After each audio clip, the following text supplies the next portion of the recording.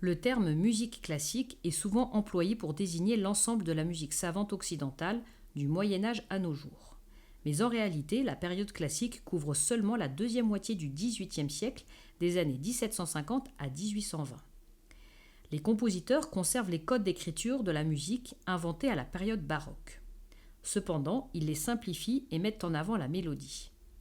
La période classique est marquée par la Révolution française de 1789, qui donne aux artistes le goût de la liberté et de l'indépendance. L'orchestre symphonique prend peu à peu sa forme actuelle. C'est d'ailleurs à cette époque que se développe la symphonie, morceau pour orchestre seul. Et à mesure que l'orchestre s'agrandit pour atteindre 40 à 60 musiciens, le chef d'orchestre prend de plus en plus d'importance. La période classique est particulièrement riche en Allemagne et en Autriche, avec des compositeurs très importants tels que Haydn et Mozart. Schubert et Beethoven ont marqué quant à eux la transition entre la période classique et romantique.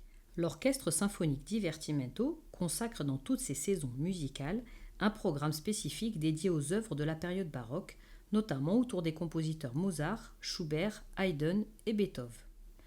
Plongeons-nous dans le répertoire classique en écoutant dès à présent la symphonie numéro 3 de Ludwig van Beethoven.